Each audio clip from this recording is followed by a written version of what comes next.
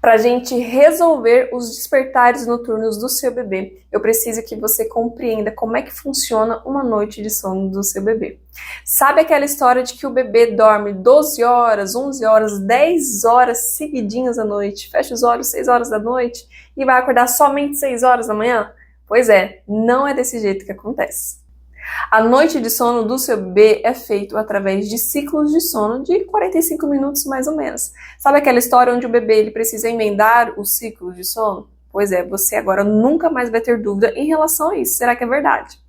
O que acontece é que, quando o seu bebê precisa fazer essa transição de ciclos de sono, o corpinho do seu bebê, nessa troca de ciclo, ele fica em um leve nível de consciência, onde o organismo checa se o seu bebê está precisando de alguma coisa. Se os níveis de glicose baixaram, esse bebê precisa, de fato, sair do microdespertar para o despertar. Se esse bebê está passando frio, está passando calor, ou se tem alguma coisa de errado ou de estranho ali no ambiente, ou se existe muitos hormônios ali no corpo do seu bebê, né? O caso, sabe aquele bebê que não dormiu o suficiente durante o dia, que acumulou muito cortisol? Pois é, nesse momento, o corpo do seu bebê verifica que, opa, tem muito cortisol aqui, alguma coisa está acontecendo. É por isso que bebê cansado não dorme bem. Ele acaba despertando a cada troca de ciclo de sono. E esse bebê vai sair desse micro despertar para o despertar de fato.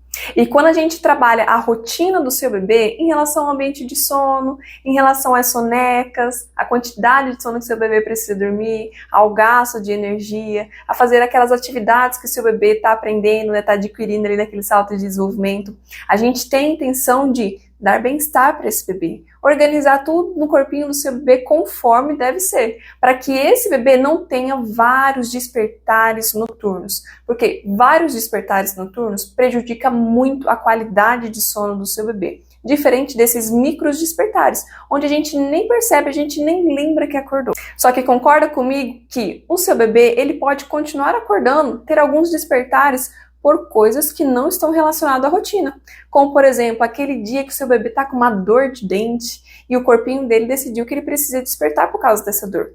Ou quando o seu bebê estava dormindo de um lado só e neste momento o corpinho dele entendeu que esse braço aqui já está doendo demais e ele precisa virar de posição.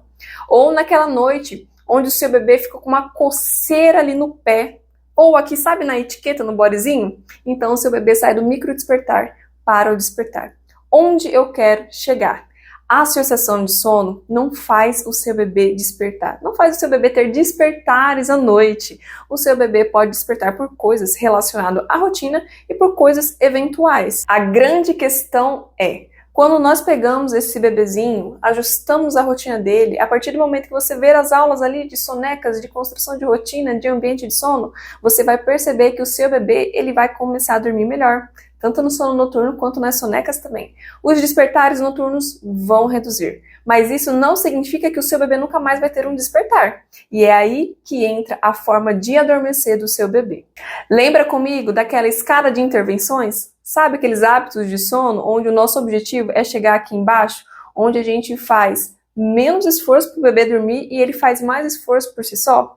Pois é, quando o bebê ele está com aquelas ações de sono bem aqui, né, bem aqui embaixo, naquela escala de intervenções, onde o seu bebê tem 100% de autonomia ou tem um certo nível de autonomia, esse bebê tem mais facilidade de ter boas noites de sono, de uma forma muito mais contínua. Por quê? A sua rotina vai estar ajustada, mas quando o seu bebê tiver um despertar ou outro, ele vai ter mais capacidade de virar para o lado e simplesmente continuar dormindo.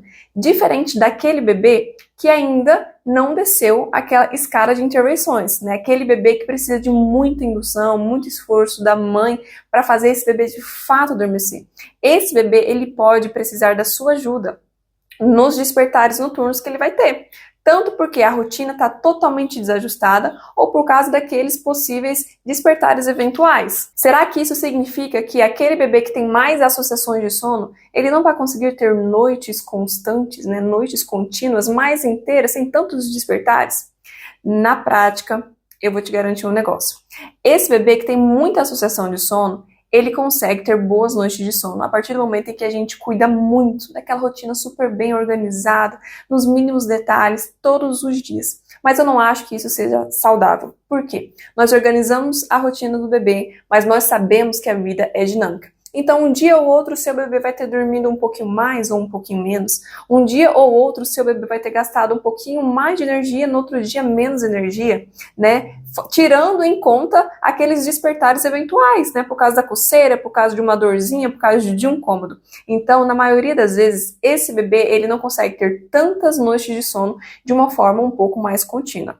Se você ajustou a rotina do seu bebê e o seu bebê tem alguma associação de sono e você percebe que ele começou a dormir melhor e realmente a associação de sono não é algo que você precisa melhorar. Você não precisa dar um passo a mais. Se você também não quiser, é claro. Então, está tudo certo. Agora, se você perceber que você já ajustou a rotina, você já cuidou ali dos detalhes e o seu bebê ainda tem alguns despertares noturnos, é hora de avançar na autonomia de sono do seu bebê.